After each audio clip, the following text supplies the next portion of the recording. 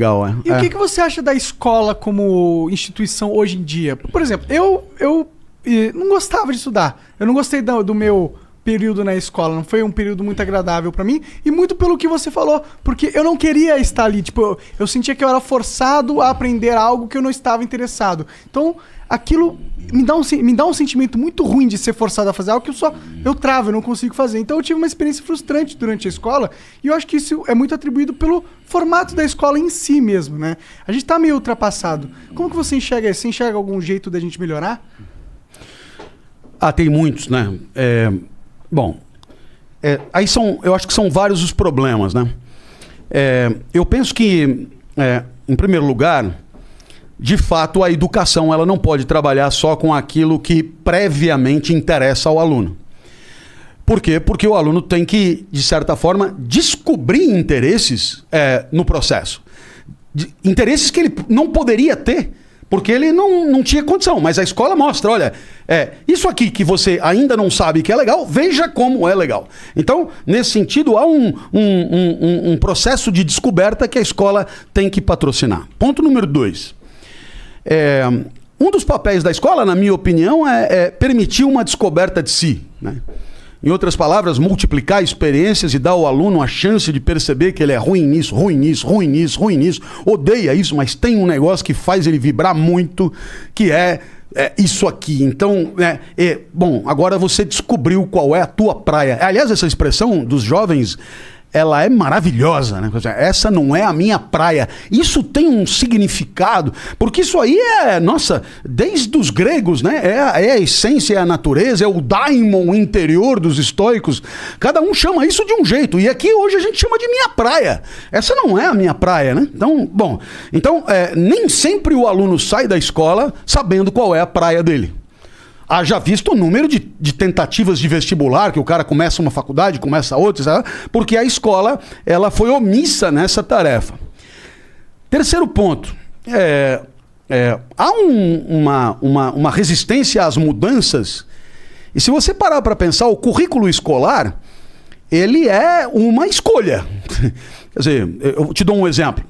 Todos nós aqui estudamos a Revolução Francesa, se bobear, por 3, 4 meses, né? Mas nenhum de nós aqui estudou os grandes eventos da história dos países africanos. Então você percebe que a gente estudou umas coisas e não estudou outras que poderia ter estudado.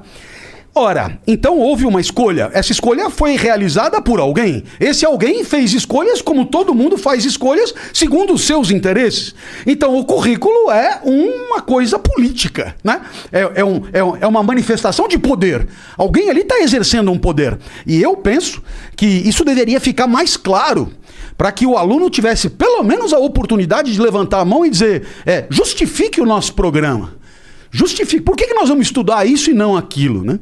E aí eu tenho pelo menos um ponto que eu vou destacar entre milhões de pontos possíveis, que é a questão da ética e da cidadania, né? Quer dizer, você estuda 4 anos de literatura, você vai na literatura portuguesa, você começa lá em Paio Soares de Taverosa, os trovadores, literatura, quer dizer, é do caralho literatura, eu amo literatura, né? E acho que devemos estudar literatura muito, mas aí você estuda também organelas citoplasmáticas em citologia, complexo de Golgi, mitocôndrias, você aprende que seno quadrado de θ mais cosseno quadrado de θ é igual a 1, e aí você atende log de A na base B é igual a X, porque B elevado a X é igual a A. E aí você vai. E aí pergunta, escuta, e na hora de viver em sociedade, na hora de viver na cidade, na hora de interagir, o que são valores éticos? Né? Aí fudeu, não tem. A palavra ética hoje é a palavra mais repetida no espaço público. Me conta assim, da onde essa palavra veio, o que ela significava antes, o que ela significa agora, qual é a diferença entre ética e moral? A moral desapareceu, ela não existe mais? O que foi que aconteceu? Por que as pessoas falam que falta tanta ética na nossa sociedade? Será que nós não temos mesmo valores? Ou será que os valores que a gente tem não são os valores que a gente deveria ter? Né? Será que a ética pressupõe uma escolha entre um valor e outro? Será que existe alguma complexidade? Será que a ética é uma tabela pronta ou a gente discute o que deve respeitar? Aí o aluno vai olhando e falando, velho, eu passei 12, 13 anos na escola, eu não sei te responder nenhuma dessas perguntas. Bom, então aí eu devo entender o seguinte, que sobre as organelas citoplasmáticas, a gente ficou um semestre. Agora, sobre a convivência na sociedade, fica no improviso, né? Entende? No improviso, quer dizer, se o professor X tomou a iniciativa de tratar do assunto, foi por conta dele. Mas não há eu diria, uma perspectiva sistemática, organizada, institucionalizada de ensino dessas questões, que são questões reconhecidas por todos como fundamentais. Quer dizer, né?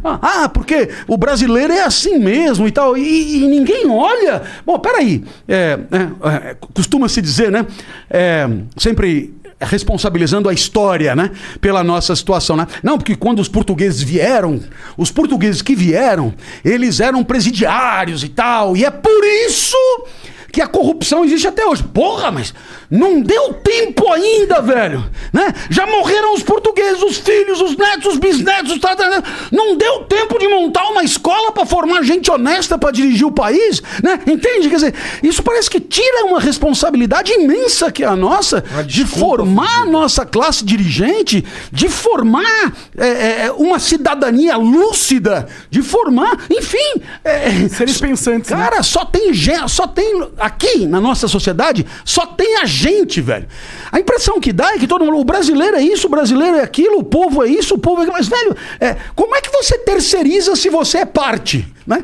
Então, eu penso que há aí um monte de coisas que a escola poderia discutir e proporcionar, que são alternativas, que são necessárias, que são importantes, mas que, por conta, muitas vezes, de um apreço pela repetição, né, que é tranquilizadora, a gente acaba deixando as inovações tão alardeadas para o ano seguinte, né?